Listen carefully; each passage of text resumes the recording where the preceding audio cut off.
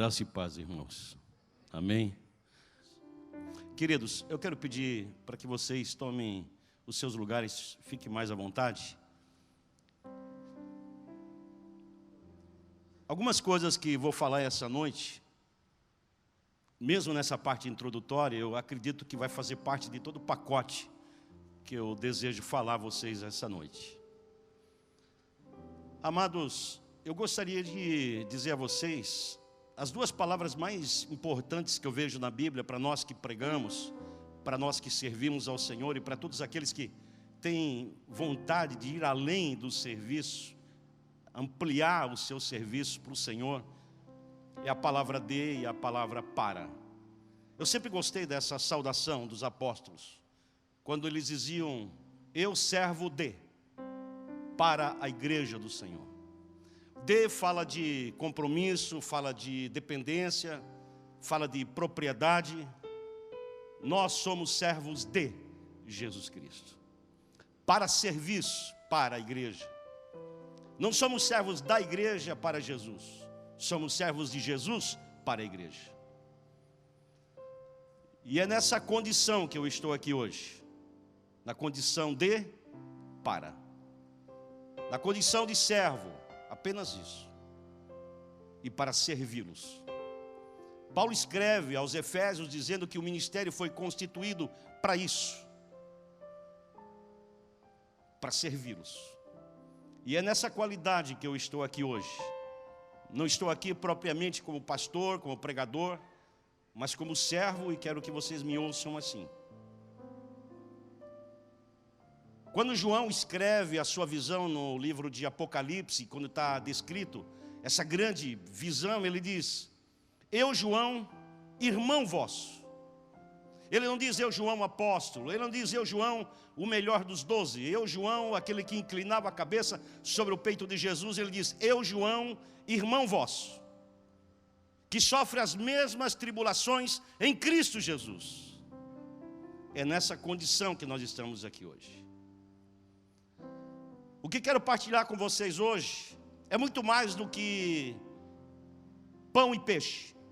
Eu sei que tem pessoas, durante muitos anos viajando, eu vi pessoas que vêm atrás de pão e peixe. E Deus tem pão e peixe para muita gente. Mas o que Deus mais está interessado é distribuir sementes. Porque Deus trabalha com produção. A Bíblia diz que quando Ele joga água sobre a terra, não é para você se sentir bem, é para que a terra produza.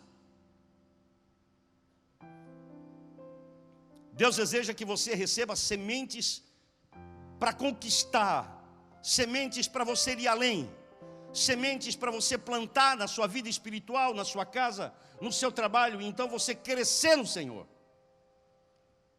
Há pessoas que somente comem pão e peixe. Há outras que recebem a semente de Deus, os segredos, as chaves, e plantam na sua vida e então prosperam. Você está entendendo o que eu estou dizendo? Diga amém. O que você deseja essa noite? Você deseja pão? Você deseja somente água, o peixe? Ou você quer receber sementes de Deus para a sua vida? Diga para o seu irmão: eu prefiro semente. Diga: eu quero ser conquistador. Eu preciso das sementes de Deus. Foi assim que Deus, e é assim que Deus age na minha vida, por princípios. E é nessa linha que eu gostaria de falar com vocês essa noite. Eu creio na prosperidade, eu creio no sucesso, eu creio na conquista, mas eu creio também numa outra coisa. Vocês não vieram aqui para ouvir Moisés e Elias, porque tem muita gente que vem atrás para ouvir Moisés, ouvir Elias, ouvir os profetas. Mas Deus disse: a ele ouvi, Jesus. Eu não vim aqui apenas trazer uma palavra, eu vim ser a voz de Deus para você. E não quero que você me ouça, eu quero que Deus fale contigo. Você está entendendo o que eu estou dizendo? Diga amém. Sabe, queridos, não é o pregador que prepara a mensagem, é Deus que dá o que o povo necessita. Vocês é que determinam o que nós devemos pregar. Quando o ambiente é um ambiente de fome, quando as pessoas querem Deus, então Deus move para que quem possa ministrar dê o que o povo precisa. Se o povo vem atrás de pão e peixe, então Deus vai dar pão e peixe. Mas se hoje vocês querem sementes, segredos, chaves, para entrar, para ter uma vida vitoriosa, é isso que Deus vai dar para você essa noite. Agora escute, Deus disse a Pedro: eu te dou a chave, mas quem tem que entrar é você. Deus dá segredos para você, Deus dá chaves para você, mas quem abre a porta é você. Você tem que entrar. Deus disse a Pedro: ó, eis que te dou a chave do reino, está aqui na tua mão. Mas quem decide entrar é você. Você está entendendo? Diga amém. Isaías capítulo 6. Eu sei que não vou poder descrever todos os segredos e chaves para uma vida de conquista, uma vida de sucesso, mas quero pelo menos desenvolver um passo, que acho ele tão importante quanto os outros.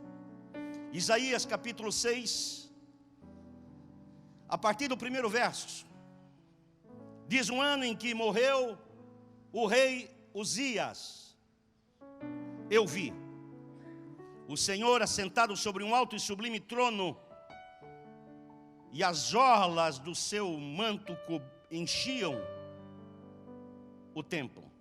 Os serafins estavam acima dele, e cada um tinha 6 asas, com 2 cobriam os seus rostos, com 2 cobriam os seus pés, e com 2 voavam. E clamavam uns aos outros, dizendo: Santo, Santo, Santo é o Senhor dos exércitos, e toda a terra está cheia da sua glória. Os umbrais da porta se moveram com a voz daquele que clamava, e a casa se encheu de fumaça. Então disse eu: ai de mim que vou perecendo, porque eu sou um homem de lábios impuros, e habito no meio de um povo de impuros lábios, e os meus olhos viram o Rei do Senhor dos exércitos. Mas um dos serafins voou para mim, trazendo na mão uma brasa viva, que tirara do altar com uma tenaz, e tocou na minha boca. Não foi nos olhos, não foi nos ouvidos, na boca.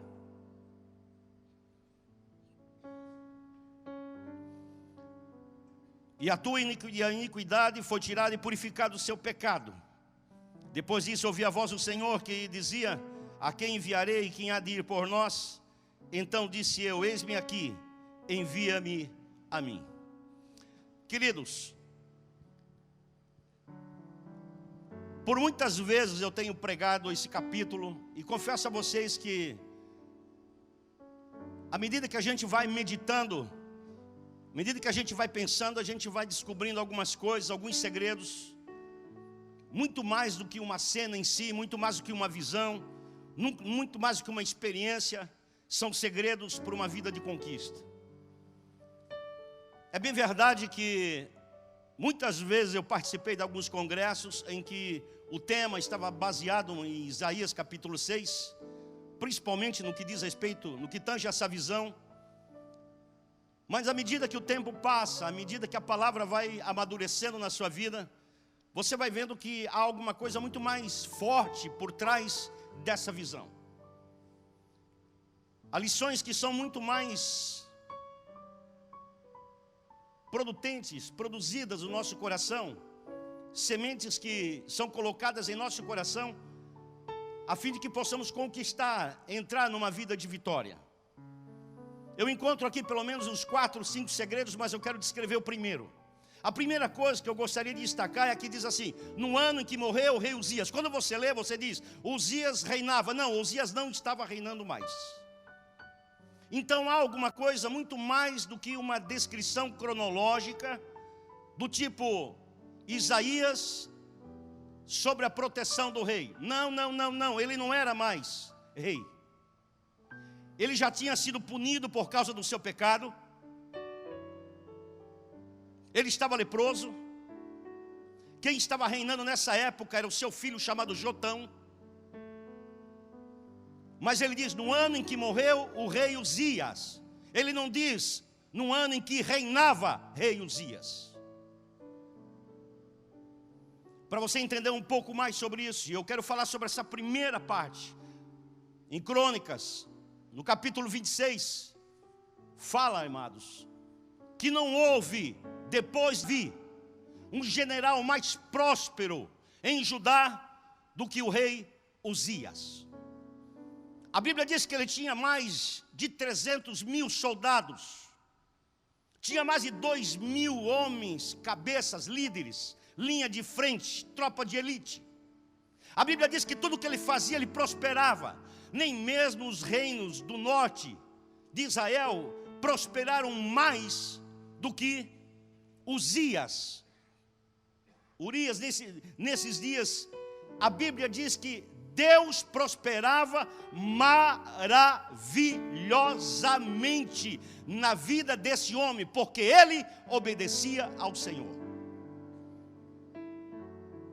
Queridos, a primeira coisa que me chama a atenção no âmbito da prosperidade é a obediência.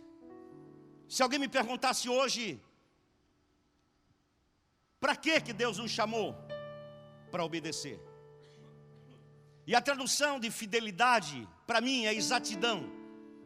Não existe no reino mais ou menos. Ou eu obedeço, ou eu não obedeço. A palavra traduzida por fidelidade poderia ser traduzida por exatidão. Deus quer que você obedeça exatamente como Ele disse. Você sabe qual foi o pecado de Saul? Ele disse: eu obedeci ao Senhor, matei muitos amalequitas. Ei, o Senhor não mandou matar muitos, o Senhor mandou matar todos. Você sabe qual foi o erro dele? Ele achou que estava fazendo uma coisa boa e isso era o suficiente. O Senhor não fica impressionado com as coisas boas que faço, mas sim com as coisas certas. Eu não fui chamado para fazer coisas boas, eu fui chamado para fazer o que é certo. Está escrito na Bíblia, Samuel, profetas, homens, está escrito que obedecer é melhor do que sacrificar. Sacrificar na época podia ser uma coisa boa, levar ao Senhor um animal e oferecer um culto de adoração através do sacrifício, mas o profeta diz: não, muito melhor do que fazer uma coisa boa é fazer o que é certo. Obedecer é o melhor que Deus espera de nós. Levante as suas mãos e diga amém. Mas isso não é fácil. Mas é o que Deus espera de nós. E então a Bíblia fala, no capítulo 2 Crônicas 26, que Uzias era rei de Judá. Então todo o povo adorava esse homem, porque Deus era com ele. E onde ele colocava as mãos, prosperava. Mas diz a Bíblia, queridos, que houve uma época na sua vida, de tanto ele crescer e prosperar, exércitos, fortificações, agricultura, tudo cresceu. E a Bíblia diz, e Deus prosperava maravilhosamente, porque ele buscava ao Senhor. Se você buscar o Senhor de todo o seu coração, a palavra diz, Deus prosperará na sua vida. Esse é o maior segredo, a busca. Deus não se impressiona com os nossos levantar de mãos, nossos gritos, nossos embalos, nossas celebrações. Tudo isso é bom, mas o que mais mexe com o coração de Deus é quando nós nos expomos a obedecê-lo. Diga para o seu irmão, a grande chave da conquista é a obediência. Diga para o seu irmão mais do outro lado, para não achar que é acepção de pessoas. Diga para outra pessoa assim: olha, eu vou te contar um segredo. Deus nos chamou para fazer o que é certo. Muita gente aqui faz coisas boas, e graças a Deus por isso. Mas Deus não nos chamou para fazer somente as coisas boas, mas as coisas certas. E por que capítulo 6 de Isaías está esse cenário no ano em que morreu o rei Uzias? Por quê? Porque todos nós temos um pouco de Uzias. Ali trata-se muito mais de uma questão de substituição do que uma declaração cronológica. era necessário morrer um rei para nascer outro. Isso me faz lembrar quando Deus diz a um homem: eu te chamei para derrubar e depois edificar. Eu te chamei para arrancar e depois plantar. Queridos, para Deus fazer algo grande na nossa vida, primeiro Ele precisa derrubar algumas coisas. Para que Deus possa plantar algo em nós, é preciso que Ele arranque alguma coisa de nós. Você está entendendo o que eu estou dizendo? Levante as duas mãos e diga glórias ao Senhor. Deus disse ao profeta, disse a Jeremias: eu te chamei para derrubar e para edificar. Primeiro, é preciso que algumas coisas na nossa vida sejam derrubadas, sejam quebradas, sejam colocadas por terra, para que Deus possa edificar outras coisas. Algumas precisam ser arrancadas da nossa vida. Elas estão tão presas, tão enraizadas, e Deus precisa arrancar para que possa nascer outras coisas. E foi exatamente esse cenário do capítulo 6. No ano em que morreu o rei Uzias, era uma questão de substituição. Porque Uzias, ele ficou tão soberbo, tão orgulhoso de si, tão independente de si, que ele disse em seu coração: eu não preciso mais de Deus. E a Bíblia diz que Deus o feriu com lepra e morreu leproso, separado de toda aquela pompa, porque esqueceu-se de que quem havia prosperado na sua vida era o Senhor Deus Todo-Poderoso. Você está entendendo o que eu estou dizendo?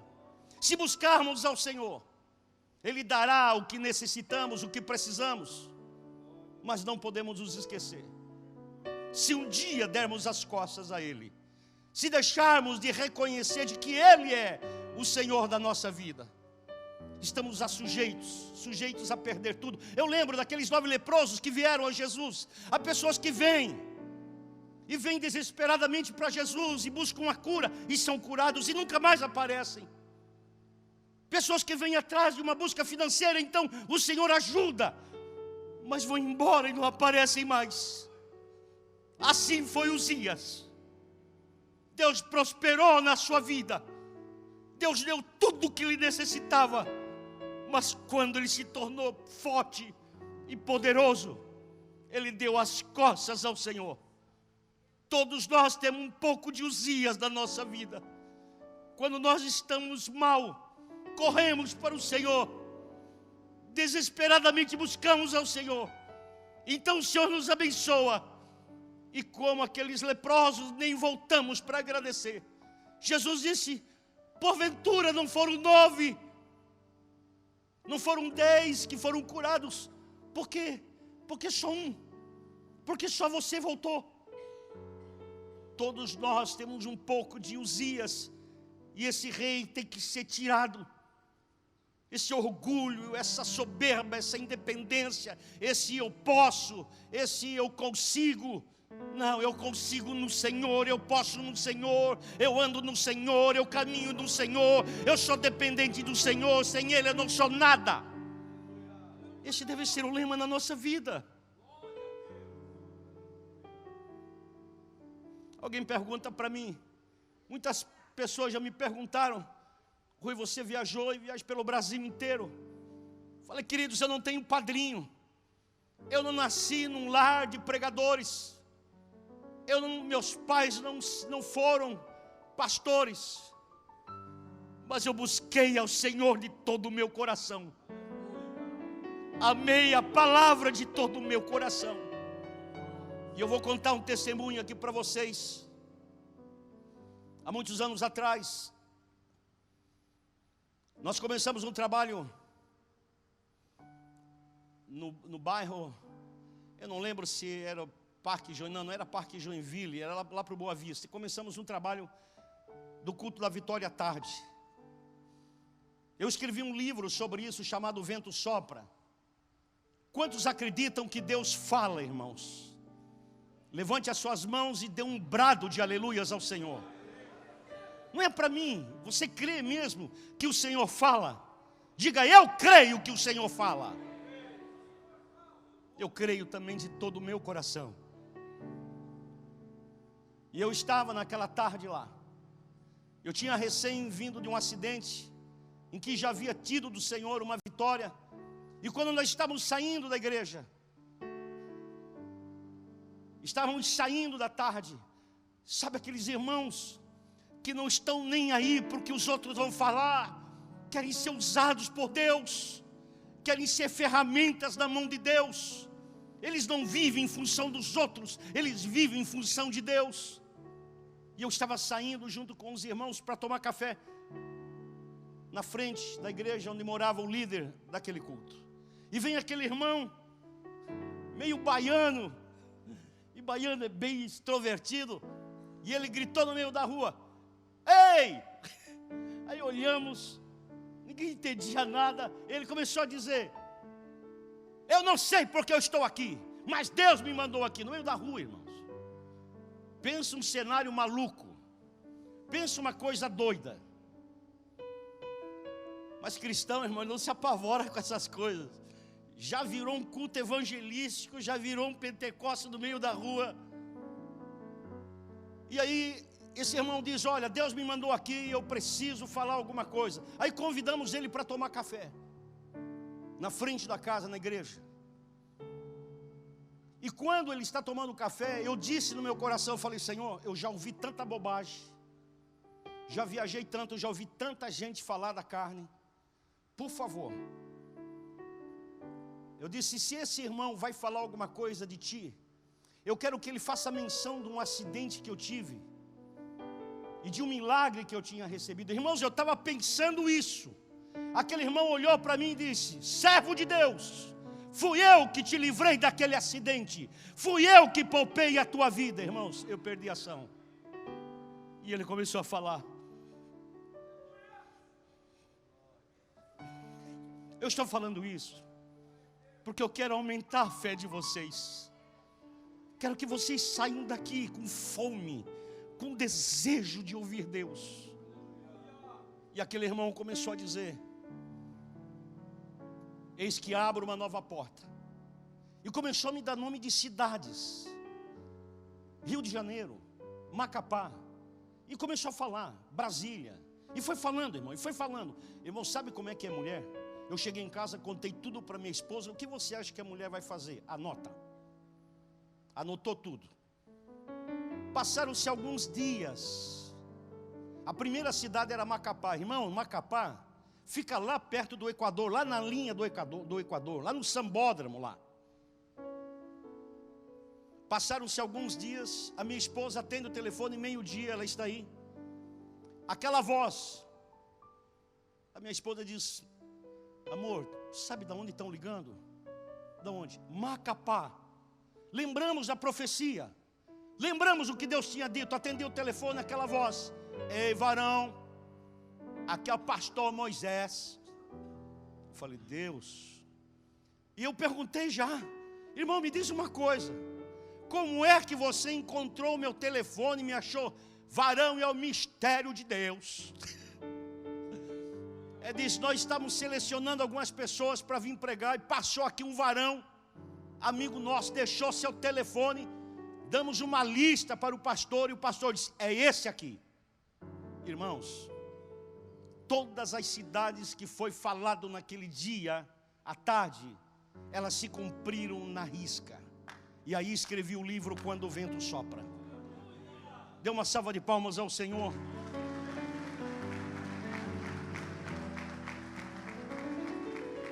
Você sabe por quê eu não abandono a pregação? Você sabe por quê eu amo pregar a palavra? Porque eu sei que ela é fiel. Eu sei que aquilo que Deus fala se cumpre. O problema é que na maioria das vezes esse sentimento de Uzias se apodera da gente. Buscamos a Deus por circunstâncias, porque estamos precisando de algo, não dele. Estamos precisando de um favor dele, não exatamente dele. Mas quando colocamos ele como a nossa prioridade, as outras coisas, elas são acrescentadas à nossa vida, porque Ele sabe do que você precisa. Jesus disse: buscai o reino de Deus em primeiro lugar. Ou seja, buscai primeiro a minha face. As outras coisas que vocês necessitam, eu vou dar para vocês. Tudo aquilo que nós achamos que é importante para nós, Jesus chama de coisa. O carro é importante para Ele, é coisa. Grifes, roupas, pode ser bonito para nós, mas para Ele são coisas. Mas Ele diz: não, mas eu vou dar essas coisas. Eu não vou fechar a porta para as coisas, eu vou dar. Mas primeiro, busque o reino de Deus. Me coloquem como prioridade na sua vida. Voltando à introdução, no capítulo 17 de Mateus, na transfiguração. Está ali Jesus, Pedro. Estão ali os discípulos e aparece Elias e Moisés. E eles se empolgam com a visão, porque algo de novo, de sobrenatural, um shekinah de Deus, sempre relacionado com fumaça ou nuvem, aparece lá. E eles estão empolgados. De repente uma voz: este é o meu filho amado, a Ele ouvi. Sabe, queridos, e aqui termino, nós precisamos colocar no nosso coração de que precisamos ouvir o Senhor todos os dias, ouvir a sua voz todos os dias. Tem pessoas que sabem muito mais de Moisés e muito mais de Elias do que do próprio Jesus. Tem pessoas que passam a vida inteira estudando sobre Elias, sobre Moisés, sobre os profetas, mas sabem muito pouco a respeito de Jesus. Deus disse: a Ele ouvi. E o segredo, o primeiro grande desse, quando Deus dá a Isaías essa visão, o primeiro segredo era esse, de ser totalmente dependente dEle. Nunca esquecer daquilo que Ele fez e fará por ti. Deus estava trocando a mentalidade de Isaías, fazendo morrer a sua autossuficiência, o seu orgulho, o seu eu posso, o eu quero, mas eu dependo, eu necessito, eu creio. Você está entendendo? Essa é a primeira coisa, ter uma visão a respeito de Deus, de quem é Deus, da sua santidade, dos seus atributos. Sabemos muito mais de prosperidade, de celear, sementes, segredos, vitórias, do que propriamente de quem é Deus. Precisamos saber mais quem é Deus e o que Ele é na nossa vida e o que Ele deseja fazer por nós. Então estaremos entrando, estaremos conquistando, estaremos indo no caminho certo. E Deus fará prosperar, e não somente prosperar, mas prosperar maravilhosamente.